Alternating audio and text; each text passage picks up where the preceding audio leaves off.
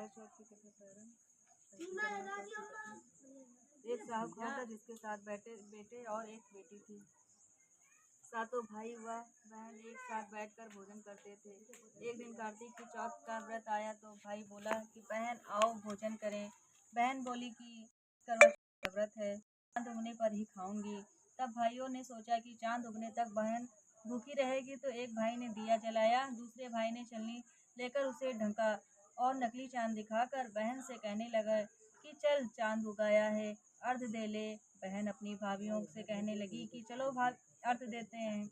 तो भाभियां बोली तुम्हारा चांद उगा होगा, हमारा चांद तो रात को उगेगा। बहन ने जब अकेले ही अर्घ दे दिया और खाने लगी तो पहले ही ग्रास में बाल आया, दूसरे ग्रास में कंकड़ आया और तीसरा ग्रास मुंह की ओर किया तो उसकी ससुराल से संदेशा आया कि उसका पति बहुत बीमार है, जल्दी भेजो।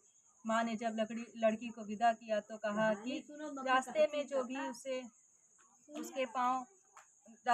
भी मिले उसके पाँव लगना और जो कोई सुहाग का आशीष दे उसके पल्ले में गांठ लगाकर उसे कुछ रुपए देना। बहन जब भाइयों से विदा हुई तो रास्ते में जो भी मिला उसने यही आशीष दी कि तुम 7 भाइयों की बहन, तुम्हारे भाई सुखी रहें और तुम उनका सुख देखो। सुहाग का आशीष किसी ने भी नहीं दिया। जब वह ससुराल पहुंची तो दरवाजे पर उसकी छोटी ननद खड़ी थी। वह उसके भी पाँव लगी तो उसने कहा कि सुहागिन रहो, सपूती हो। तो उसने यह सुनकर पल्ले में गांठ बांधी और ननद को सोने का सिक्का दिया। तब भीतर गई तो सास ने कहा कि पति धरती पर पड़ा है, तो वह उसके पास जाकर उसकी सेवा करने के लिए बैठ गई। बाद में सास ने दासी के हाथ बची कुची रोटी भेज दी। इस प्रकार से समय बीतते मार्गशीर्ष की चौथ आई तो चौथ माता बोली करवा ले भाइयों की प्यारी करवा ले। लेकिन जब उसे चौथ माता नहीं दिखलाई दी तो वह बोली हे माता, आपने मुझे उजाड़ा तो आप ही मेरा उद्धार करोगी, आपको मेरा सुहाग देना पड़ेगा। तब उस चौथ माता ने बताया कि पौष की चौथ आएगी, वह मेरे से बड़ी है, उसे ही सब कहना, वही तुम्हारा सुहाग वापस देगी। पौष की चौथ आकर चली गई, माघ की चली गई, फाल्गुन की चली गई, चैत बैसाख ज्येष्ठ आषाढ़ और श्रावण भादो की सभी चौथ आई और यही कहकर चली गई कि आगे वाली को कहना। असौज की चौथ आई तो उसने बताया कि तुम पर कार्तिक की चौथ नाराज हैं, उसी ने तुम्हारा सुहाग लिया है, वही वापस कर सकती है, वही आएगी तो पाँव पकड़कर विनती करना। यह बताकर वह भी चली गई। जब कार्तिक की चौथ आई तो वह गुस्से से बोली भाइयों की प्यारी करवा ले, दिन में चांद उगानी करवा ले, व्रत खंडन करने वाली करवा ले, भूखी करवा ले। तो यह सुनकर वह चौथ माता को देखकर उसके पाँव पकड़कर गिड़गिड़ाने लगी, है चौथ माता, मेरा सुहाग तुम्हारे हाथों में है, आप ही मुझे सुहागिन करें।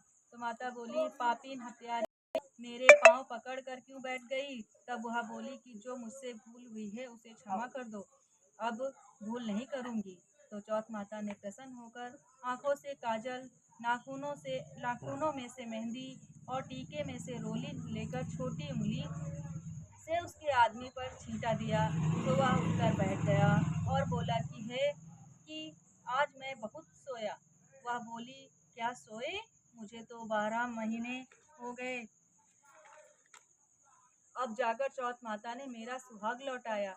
तब उसने कहा कि जल्दी से माता का पूजन करो। जब चौथ की कहानी सुनी, करवा का पूजन किया तो प्रसाद खाकर दोनों पति पत्नी चौपड़ खेलने लगे।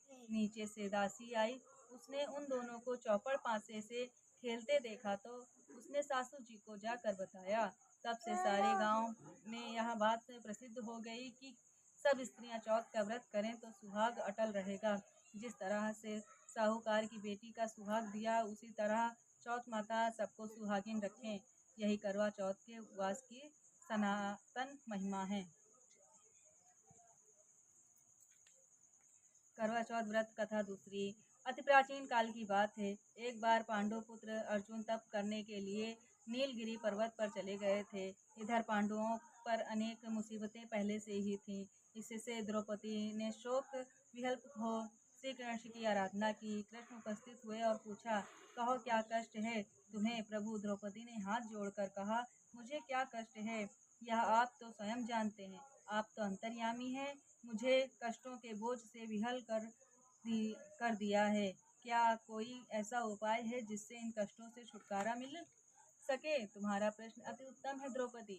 कृष्ण मुस्कुराकर बोले, प्रभु प्रभु फिर मुझे दुखी नारी का कष्ट दूर करने का उपाय बताइए। द्रौपदी ने पूछा। श्री कृष्ण बोले, यही प्रश्न एक बार पार्वती जी ने शिव जी से कर दिया था। तब श्री शिव जी ने करवा चौथ व्रत का विधान बताया था। द्रौपदी बोली, फिर प्रभु करवा चौथ की जानकारी मुझे भी दीजिए और उसकी कथा बताइए। श्री कृष्ण ने एक पल सोचने के बाद कहा, दुख सुख को सांसारिक माना जाता है। प्राणी उसमें सदा ही विलप्त रहता है। मैं तुम्हें अति उत्तम करवा चौथ व्रत की कथा सुनाता हूँ, इसे ध्यान से सुनो। प्राचीन काल में गुणी विद्वान धर्मपरायण एक ब्राह्मण रहता था। उसके 4 पुत्र तथा एक गुणवती सुशील पुत्री थी। पुत्री ने विवाहित होकर चतुर्थी का व्रत किया, किंतु चंद्रोदय से पूर्व ही उसे भूख ने परेशान कर दिया। इससे उसके स्नेही दयालु भाइयों ने छल से पीपल की आड़ में झूठा चंद्रमा बनाकर दिखा दिया। लड़की ने अर्घ दे भोजन कर लिया। भोजन करते ही उसके पति की हृदय गति बंद हो गई। अब तो उसकी हृदय विदारक करुण चित्कार से सारा घर गांव कांप उठा। उसी रात्रि में इंद्राणी भूमि विचरण करने लगी। तब ब्रह्माणी पुत्र से उससे अपने दुख का कारण पूछा।